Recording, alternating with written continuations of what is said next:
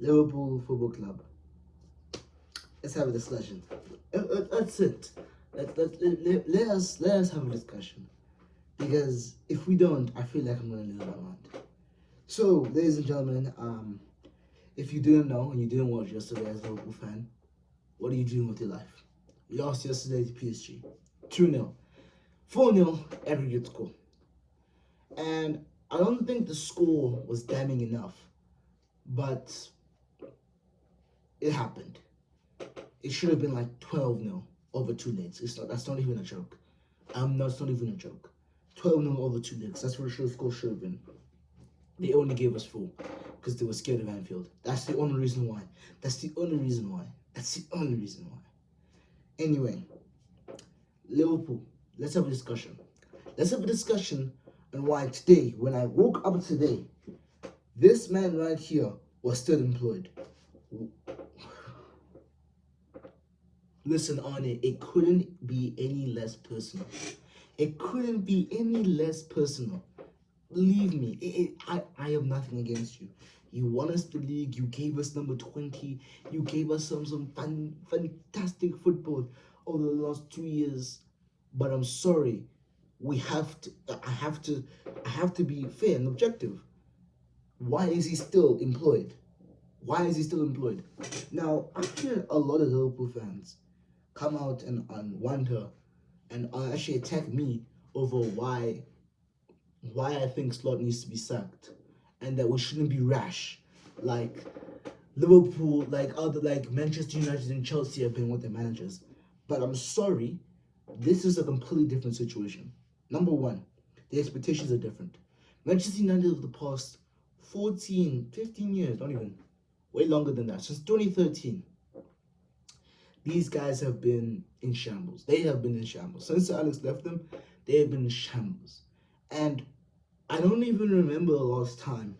I think, was it 2021? 2021 was maybe the last year where they went on a title charge. And in 2022 was the last year of when they had expectations to win the title. Maybe you could make an argument in 2023, 2024. That season, there were expectations to go on to lift the title after spending so much money to bring in all of Eric Ten Hag's players. I think that's the last time they won a title charge where they had title aspirations. Chelsea, maybe last season, I'd say title aspirations, maybe. Actually, probably not. Maybe this season. To be fair, they've had title aspirations for some time now, so let me be fair. But looking at those two clubs, I think realistically, even then, when they had title aspirations, it was always seen as unrealistic. For example, with Eric Ten Hag, it was clearly the style of play. It's clearly off, and it was clearly very based on individuals.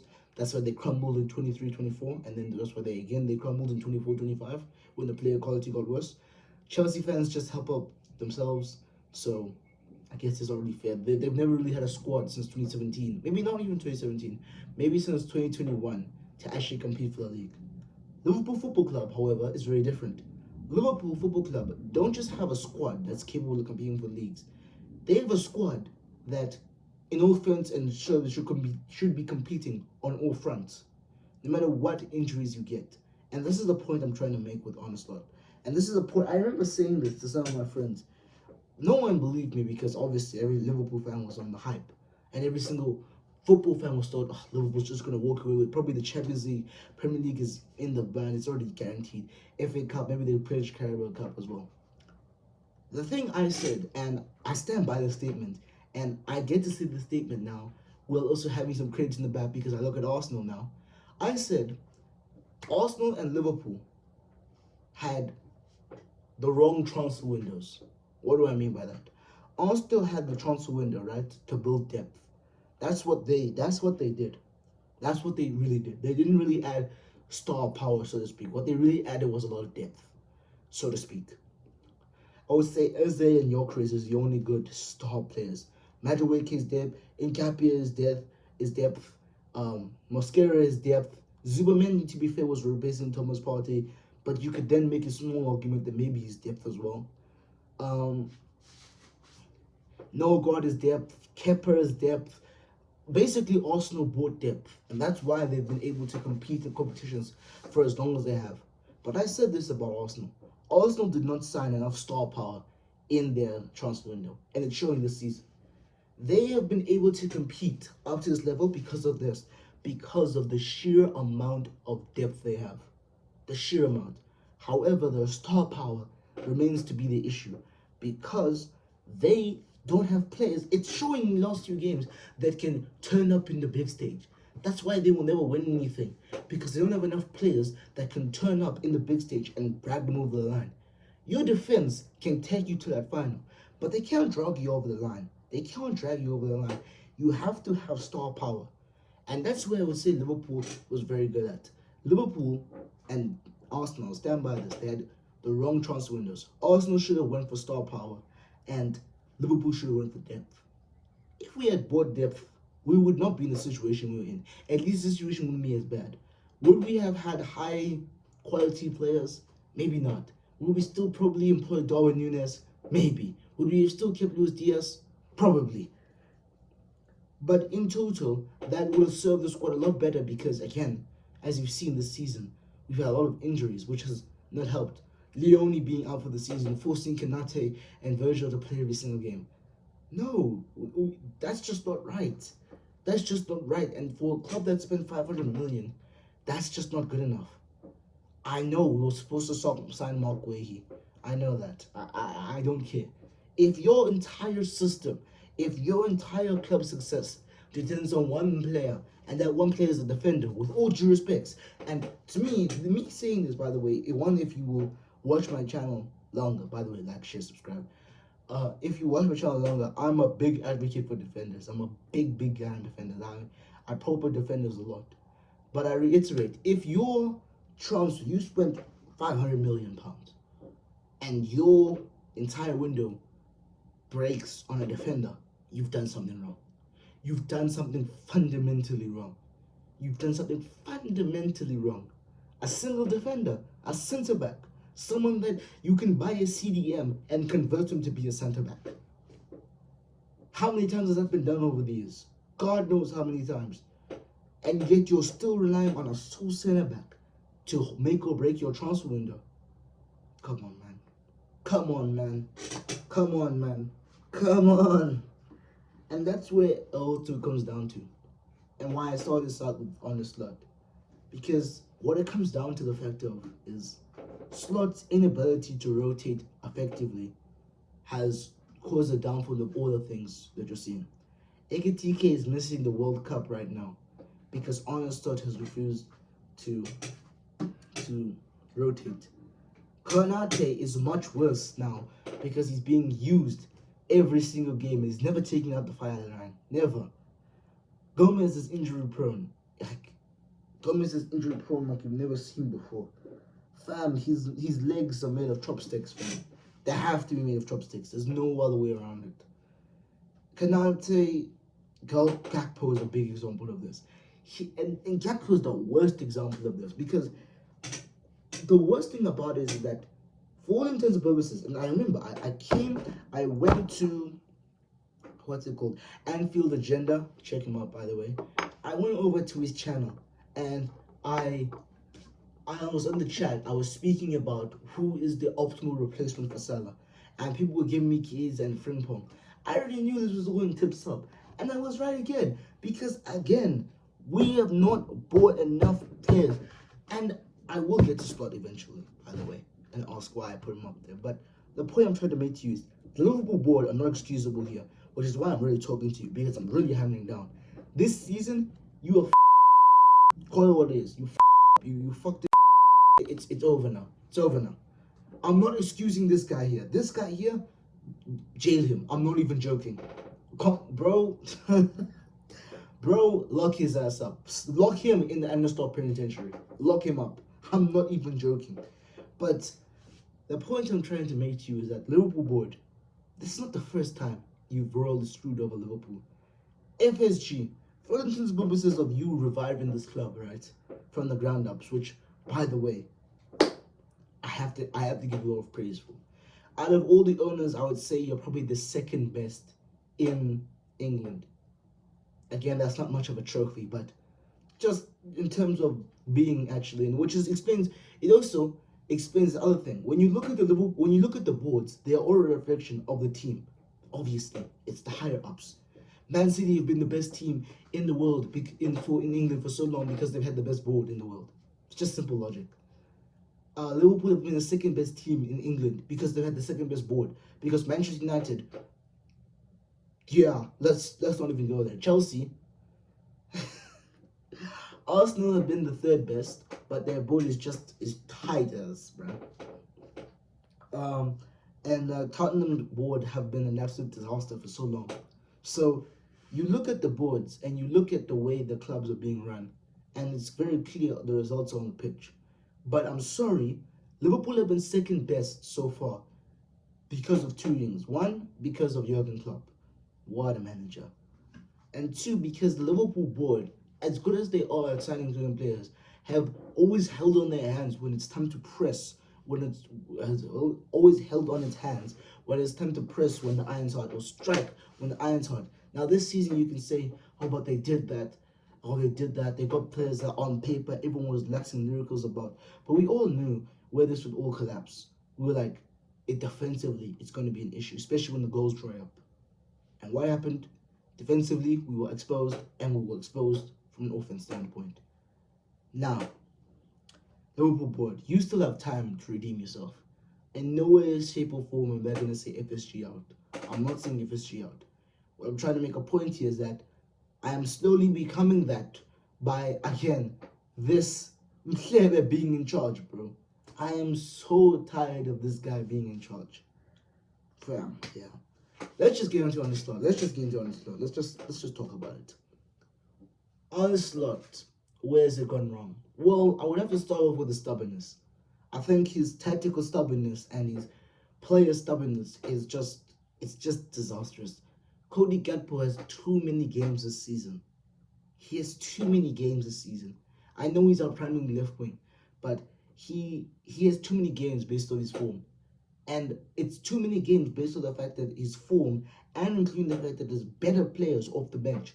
You see, with players like Salah, Kanate, I can low-key make an excuse for them playing every game. That one I blame on the board. That one I don't blame on Slot.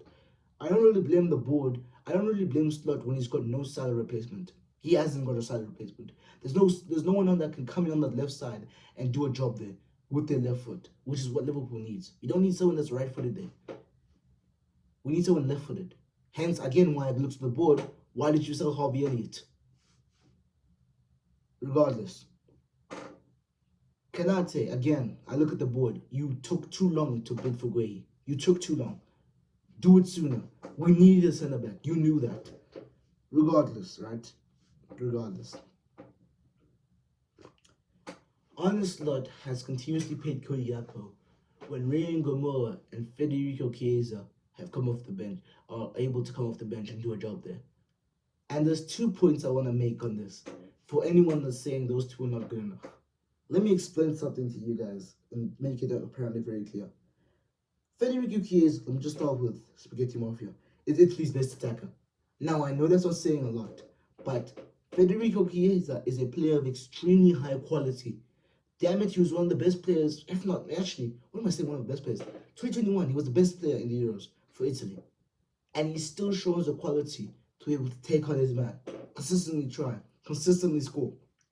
That's who Federico Chiesa is. That's what he is. He's an amazing winger. Amazing. And he should be getting way more game time. And I feel this is his last season here, even though he's only spent 2 years here, because Onslaught, again, refuses to play him. And the other guy has gotten a man of match in all 6 of his starts. And actually, in all 4 of his starts. No, all 6 of his in his 6 starts, he's got like 4 man of the matches, and it's Rio and Gamoa. Fam, oh, we've struck gold with this kid. We've struck gold with this kid, man. Chelsea, I do have to thank you once again. I mean, thank you for giving us such an amazing talent. We see you guys have no idea what to do with talent on your side, and despite the fact you guys signed so many young players, you somehow still don't know what talent is. Regardless, right? Thank you, Chelsea, for that. But this guy on a slot, we were talking about, I'm hearing some Liverpool fans before the game talking about, what if he gets kicked? What if he gets bullied off the ball against PSG? Guys, what? This is what we're doing now to excuse the fact that this has been happening to Cody Gakpo this entire season. Oh my gosh. Look, Gakpo, it's not even personal. It's not even player based. But guys, you know there's a fundamental system issue with a player when you are 6'2" and you are ineffective in the air. You are 6'2". You are 6'2", and you are ineffective in the air. On my life, if it's him or Lisandro Martinez to win a header, I'm picking Lisandro Martinez, bro. And through all of this, he's not physical. He's not technically dribbling, so he's not good on his feet. He's not good in the air. Bro, this season has just been so diabolical. And it blows my mind how Arne Slot has continued to play him week in, week out. He's not good enough. He's not good enough. He's not good enough, and it boils my blood. It boils my blood because there's players on the bench that are better than him. And that's ultimately why I've also started with saying this guy needs to go. That's ultimately why. It's not even just because of Arne Slot himself. Because he himself should be alone of why he should be sacked, regardless of what I'm about to say next. But it's because in January of 2026, after a loss to Barcelona in the Spanish Supercopa de Final, Real Madrid and Xabi Alonso, by mutual consent, that's what it says on the Comunicado Oficial, but what it says on the Comunicado Oficial, but some Real Madrid fans say he was sacked. Some Real Madrid fans say he decided to leave by himself. I don't know. But on that day, Xabi Alonso became available for you to sign. Oh my days. In case anyone is not understanding of who Xabi Alonso is, let me explain this to you. Let me walk your hand while you're saying this. When I'm saying this. Xabi Alonso is the manager. This statement alone should just make you know how incredible he is. Xabi Alonso was the sole reason Bayern Munich since what? 2013? Maybe 2012? Actually, maybe even less. Since 2009. I'm 90% sure. Since 2009, Bayern Munich have clinched the Bundesliga every single year. Every single year, without fail. Just so you guys are aware, 2009, from 2009 to 2013, 2023, that's nearly 14, 15 years. Nearly 14, 15 years of Bayern Munich lifting one trophy. One trophy consistently. One consistent trophy over and over and over again. Bundesliga was almost a wrap. You came to Bayern, winning the Bundesliga was your birth gift, bro. It was something that it was a formality. And two, Bayer Leverkusen, Xabi Alonso came in and won Bayer Leverkusen their first Bundesliga on Bayern Munich's head top. Just so you guys know, that's the first different winner of the Bundesliga since 2009. He then went to Madrid and he turned their lives around. I don't care. No Madrista can send me otherwise, bro. Your club is just filled with egos. And he made not water into wine, but he turned water into flavored water, man. Your water was blonde. Your water was salty, bro. No one liked your water. He made your water at least tasteable. He made it at least decent to drink. I'm sorry. You guys royally by getting him out your football club. You royally. But my point I'm trying to make to you is that this guy, Xabi Alonso, for all we're talking about players, we're talking about someone that's established himself. Let's talk about the Liverpool players themselves. They lack respect for this manager. Let's just call it what it is. They lack respect and they lack somebody that can inspire them. Just so you guys know, you Liverpool fans that are still backing Slot to the hill. And FSG, because I'm also speaking to you specifically now. Xabi Alonso, in case you guys didn't know, is a club legend that was there when we won the magical night of Istanbul. In fact, he was the one that scored on that night. He's a Liverpool icon. He's a Liverpool icon. CDM. Now he's a manager, tactical genius. Real Madrid let him go stupidly. We now have an opportunity to rectify our sins, which, by the way, when Klopp left, Xabi Alonso was one of the people we really wanted to sign. We now have a chance to rectify the situation. Bring in a guy that's a tactical genius.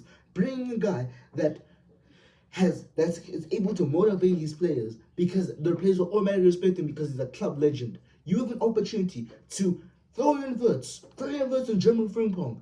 Let's talk about Florian Wirtz. He's not been good enough this season, but we all know we need to build the team around him.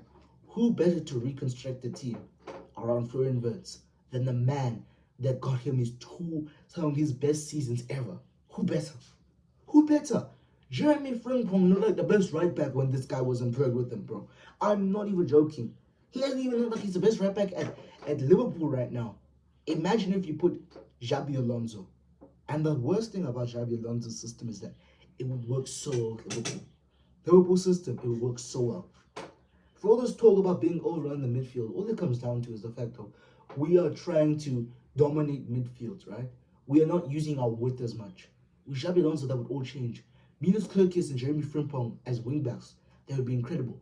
3 centre-backs would help, again, withstand Van Dijk's lifespan, because now he's having to do less. Again, I point to Virgil van Dijk's stats this season.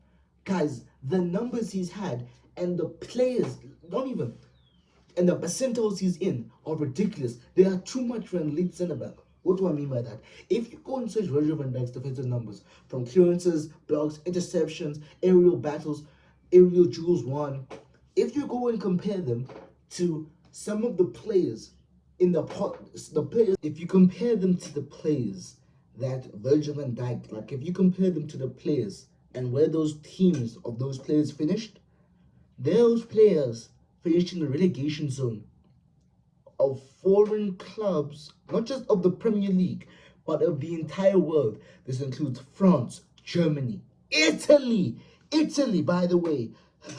Italy, who are notorious for having defenders, and Spain, obviously. The numbers he sits in are too high. He's doing too much. That's why this season, I'm not being the record say, but I'm going to say it. I think Virgil van Dijk's been our best player this season.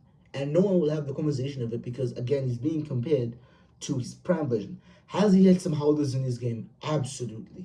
Absolutely. But again, for an elite centre-back, is supposed to be an elite club, he's doing way too much. I'm telling you, guys, go look at his numbers. They're actually disgusting. They're disgusting how high they are when you compare them to other players. Gabriel and Saliba don't have as much of defensive numbers as Virgil van Dijk combined.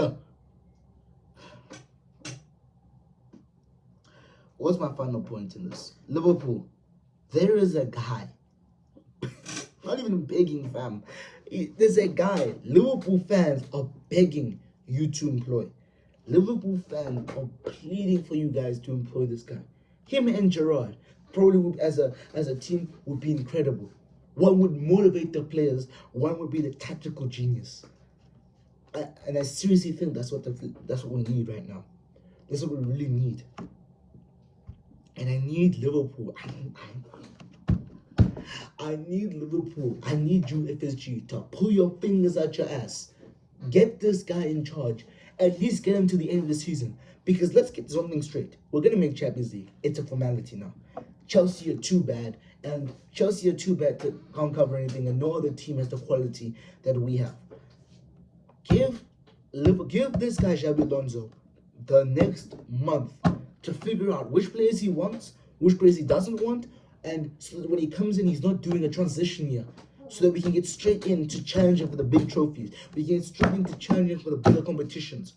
We have an opportunity here to really rectify how bad we are by signing a manager that is established in the game. A manager that's probably at the top of all teams' managerial lists.